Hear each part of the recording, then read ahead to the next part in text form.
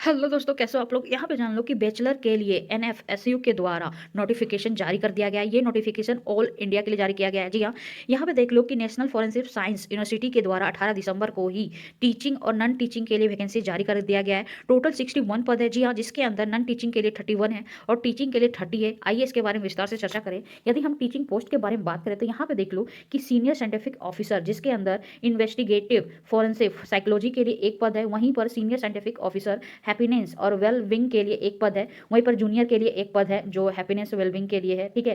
Junior scientific officer जहां पे multimedia फोरेंसिस के लिए एक पद निकाले गए हैं। वहीं पर जूनियर साइंटिफिक ऑफिसर डीएनए के लिए एक पद निकाले गए हैं। वहीं पर सीनियर साइंटिफिक असिस्टेंट जहां पे मल्टीमीडिया फोरेंसिस के लिए एक निकाले गए हैं। लेबोरेटरी असिस्टेंट के लिए 27 पद निकाले गए, यहाँ पे देख सकते हो। इसके सॉरी 27 नहीं 24 पद है, यानी कि टोटल टीचिंग के लिए 30 पद निकाले गए। वहीं पर नॉन टीचिंग के बारे में बात करें तो इसके लिए 31 पद निकाले गए। आपके सामने डिटेल्स है, यहाँ पे देख सकते हो। यहाँ पे जान लो कि डेप्यूटी रजिस्ट्रार के लिए 7 है। वहीं पर असिस्टेंट रजिस्ट्रार के लिए 9 है। डिप्टी इंजीनियर के लिए 1 है। वहीं पर सिविल असिस्टेंट इंजीनियर के लिए 3 है।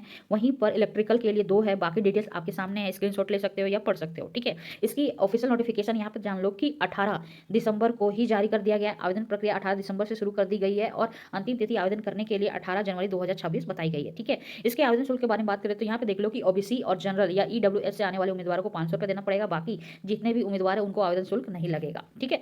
इसके अलावा टीचिंग के लिए आयु सीमा के बारे में बात करें तो यहाँ पे देख लो कि सीनियर साइंटिफिक ऑफिसर के लिए मैक्सिमम 40 वर्ष, जूनियर साइंटिफिक ऑफिसर के लिए 35 ईयर्स और सीनियर साइंटिफिक असिस्टेंट के लिए 30 ईयर्स और लेबोरेटरी असिस्टेंट के लिए 18 से 27 वर्ष। ठीक है। इसके अलावा नॉन टीचिंग के बारे में बात करें तो यहाँ पे देख सकते हो कि डिप्टी रजिस्ट्रार के लिए मैक्सिमम 50, असिस्टेंट रजिस्ट्रार के लिए 40 एंड डिप्टी इंजीनियर के लिए 40, असिस्टेंट इंजीनियर के लिए 21 से 35 ईयर्स। वहीं पर सिविल के लिए भी वही है और इलेक्ट्रिकल के लिए भी 21 वर्ष से लेकर 35 वर्ष, यहाँ पे देख सकते हो। बाकी डिटेल्स आप खुद ही देख लो। इसके अलावा इसकी क्वालिफिकेशन की बात करें टीचिंग पोस्ट के लिए तो यहाँ पे देख लो कि सीनियर साइंटिफिक ऑफिसर के लिए यदि आपने पीएचडी या मास्टर डिग्री साइकोलॉजी में या फॉरेंसिक साइकोलॉजी में, क्रिमिनोलॉजी में, बाकी डिटेल्स आप देख सकते हो। उसके अलावा आपके पास 2 साल का, पीएचडी के लिए 2 साल का एक्सपीरियंस और मास्टर के लिए 5 साल का। जूनियर साइंटिफिक ऑफिसर साइकोलॉजी के लिए यदि आपने मास्टर डिग्री साइकोलॉजी में, क्रिमिनोलॉजी में, फॉरेंसिक साइकोलॉजी में या फॉरेंसिक साइंस में किया है तो आप इसके लिए आवेदन कर सकते हो। साथ में आपके पास 3 साल का एक्सपीरियंस होना चाहिए। ठीक है। इसके अलावा जूनियर साइंटिफिक ऑफिसर की बात करें जहाँ पे मल्टीमीडिया पोस्ट है, इसके लिए यदि आपने बीटेक किया है या मास्टर डिग्री आपने कंप्यूटर साइंस, आईटी या फिर इलेक्ट्रॉनिक्स फॉरेंसिक साइंस में किया है या एआई या साइबर सिक्योरिटी में किया है, इसके अलावा 3 साल का एक्सपीरियंस है तो आप इसके लिए आवेदन कर सकते हो। वहीं पर जूनियर साइंटिफिक ऑफिसर डीएनए के लिए यदि आपने मास्टर डिग्री लाइफ साइंस में या फॉरेंसिक बायोटेक्नोलॉजी में या बीटेक किया है बायोटेक्नोलॉजी में तो आप इसके लिए आवेदन कर सकते हो। साथ में 3 साल का एक्सपीरियंस होना चाहिए। सीनियर साइंटिफिक असिस्टेंट के लिए यदि आपने बीटेक या बी या बीटेक या मास्टर इन सीएस या आईटी या फॉरेंसिक साइंस में किया है तो आप इसके लिए आवेदन कर सकते हो। यहाँ पर आपको एक्सपीरियंस की जरूरत नहीं है।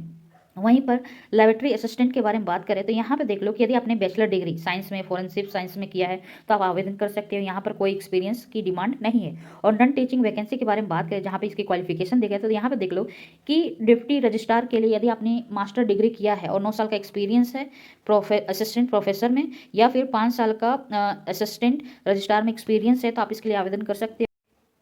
असिस्टेंट रजिस्ट्रार के लिए आप आवेदन करना चाहते हो, इसके लिए आपके पास मास्टर डिग्री होनी चाहिए, 3 साल का एचआर या अकाउंट्स में एक्सपीरियंस होना चाहिए, तभी आप आवेदन कर सकते हो। वहीं पर डिप्टी इंजीनियर सिविल के लिए यदि आपने बीई या एमई फोरेंसिक स्ट्रक्चरल इंजीनियरिंग किया है, साथ में 2 साल का एक्सपीरियंस है तो आप इसके लिए आवेदन कर सकते हो। वहीं पर असिस्टेंट इंजीनियर के लिए यदि आपने बीई में सिविल या एमई किया है तो आप इसके लिए आवेदन कर सकते हैं। यहाँ पर कोई एक्सपीरियंस की जरूरत नहीं है। वहीं पर असिस्टेंट इंजीनियर के लिए भी आपने बीई इलेक्ट्रिकल से किया है तो आप इसके लिए आवेदन कर सकते हो। यहाँ पे भी एक्सपीरियंस नहीं है। बाकी के लिए आप खुद ही देख सकते हो। इसके अलावा यहाँ पे याद रखना कि इसकी चयन प्रक्रिया कैसे होगी, तो याद रखना आपके क्वालिफिकेशन और एक्सपीरियंस के आधार पर शॉर्टलिस्ट किया जाएगा, फिर रिटन एग्जाम हो सकता है नहीं भी, क्योंकि इसको लेके कंफर्म नहीं किया गया है। और आवेदन कैसे करोगे तो इसका जो ऑफिशियल वेबसाइट है उसके माध्यम से आवेदन कर सकते हो। आवेदन करने की अंतिम तिथि 18 जनवरी 2026 बताई गई है। ये वीडियो कैसा लगा तो प्लीज़ लाइक करो, शेयर करो, सब्सक्राइब करो, ताकि इससे रिलेटेड या जॉब से रिलेटेड हम बहुत सारे वीडियो आपके लिए लाते रहे। चलो बाय, टेक केयर।